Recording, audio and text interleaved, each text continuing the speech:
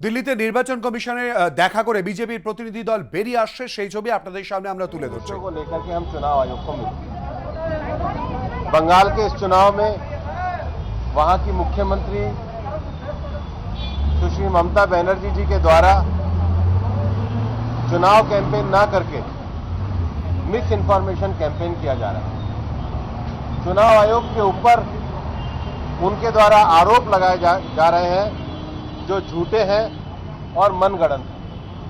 इतना ही नहीं, भारतीय जनता पार्टी के वरिष्ठ नेताओं, भारतीय जनता पार्टी के सभी वरिष्ठ नेताओं के बारे में और विशेष रूप से केंद्रीय गृह मंत्री माननीय अमित शाह जी के बारे में वो लगातार झूठा प्रचार कर रही हैं।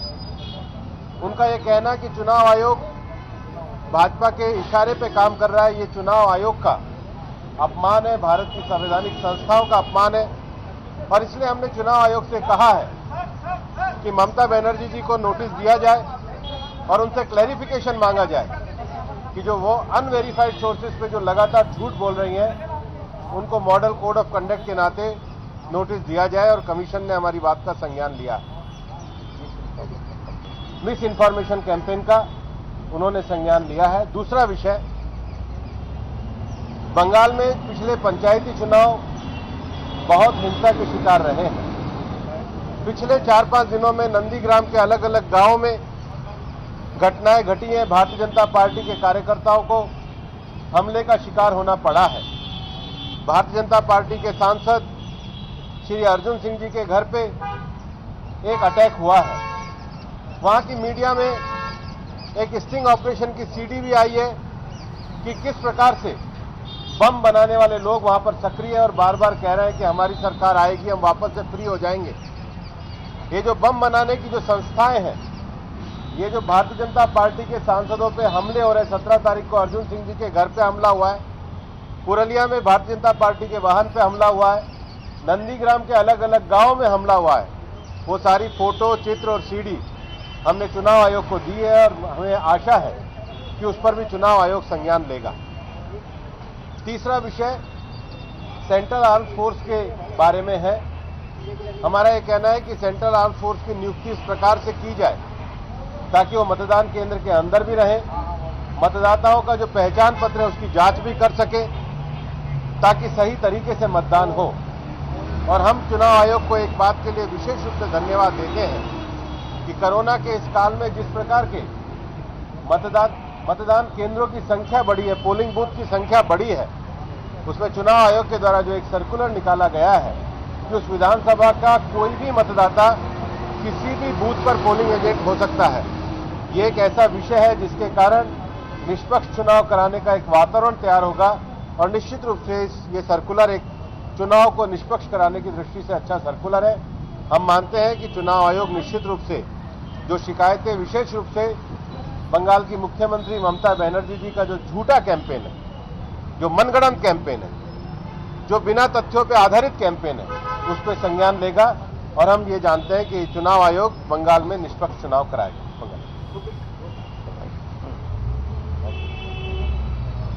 आज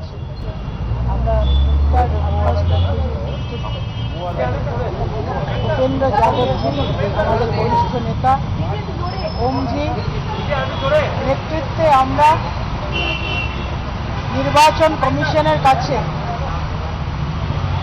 राज्य मुख्यमंत्री माननीय ममता बनर्जी लगातार निर्वाचनी प्रचारे निर्वाचन कमिशन के छोट करे देखाबार जन्य যেভাবে लगातार प्रचार করছেন কোনো প্রমাণ ছাড়া, लगातार বলছেন অমিত শাহ গৃহমন্ত্রী তিনি নির্বাচন কমিশনকে চালাচ্ছেন।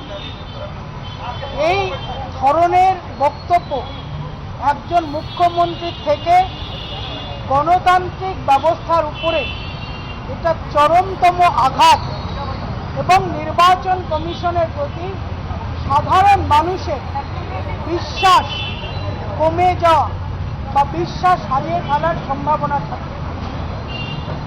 আমরা মুখ্যমন্ত্রীকে এই বিষয়ে যে রুলস রেগুলেশনস আছে নির্বাচন কমিশন, সেই রুলস রুলস রেগুলেশন অনুযায়ী তাকে এই বিষয়ে সতর্ক করবার জন্য আমরা অনুরোধ করেছি। নির্বাচন কমিশন ইতোমধ্যেই একটা খুব ভালো স্টেপ নিয়েছে যে নির্বাচনে যে কোনো বুথে সেই কেন্দ্র থেকে সেই কেন্দ্রের যে কোনো ভোটার পোলিং এজেন্ট হতে পারবেন। এটা একটা খুব বড় বিষয় যে কোনো কেন্দ্রে আমরা জানি লোকাল ক্ষেত্র হলে তাদেরকে পরে ভয় দেখানো বা প্রভোকেশনের মাধ্যমে ভয় দেখিয়ে তাকে এজেন্ট হওয়া থেকে বিরত করা যায়। এটা একটা খুব বড় পদক্ষেপ। আমাদের তরফ থেকে বলা হয়েছে নির্বাচন কমিশন যাতে পোলিং স্টেশন মানে নির্বাচন কক্ষের ভিতরে যাতে ব্যবস্থা রাখেন, পাহারা থাকে, জনগণের মনোবল যাতে বৃদ্ধি হয়, যাতে মনে করেন যে ওখানে গিয়েও আমাকে কেউ পাহারা দিচ্ছেন বা আমাদেরকে নিরপেক্ষতা বজায় রাখার জন্য কেউ আছেন।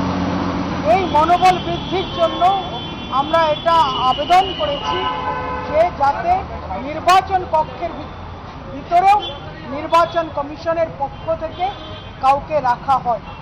এই কতগুলো বিষয় আমরা বলেছি। সবচেয়ে বড় বিষয় মমতা বন্দ্যোপাধ্যায় যেভাবে লাগাতার অভিযোগ করছেন এবং বারবার অভিযোগ করছেন যে তাকে মেরে ফেলার জন্য বিজেপি ব্যবস্থা করেছে, বিজেপি মেরে ফেলতে নিয়েছিল, এরকম ভিত্তিহীন কথা যেখানে নির্বাচন কমিশন নিজে বলছেন সেই দিনকার নন্দীগ্রামের ঘটনা একটা দুর্ঘটনা ছিল, সেখানে তিনি লাগাতার বিজেপির বিরুদ্ধে অভিযোগ করে যাচ্ছেন তাকে মেরে ফেলার চক্রান্ত করা হয়েছিল। এই ধরনের বিষয়গুলো যাতে তার উপরে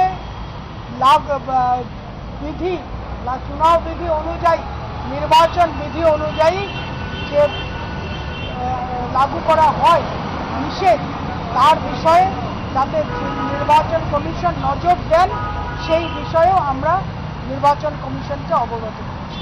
मैडम, आप लोगों ने जो सीडी चुनाव आयोग को सौंपी है बम बनाने की फैक्ट्री का, वो न्यूज 18 इंडिया ने जो ऑपरेशन ब्लास्ट किया वही सीडी सौंपी गई है? हाँ हाँ हाँ हाँ, उसी पे जांच की मांग की है? हाँ हाँ हाँ। और আপনারা দেখেছেন কদিন ধরে যে নন্দীগ্রামে লাগাতার ঘটনা ঘটে যাচ্ছে। ভারতীয় জনতা পার্টি में हुआ था, वो बैरकपुर में बम बनाने की फैक्ट्री को वही हाँ, आप लोगों हाँ। ने सौंपी।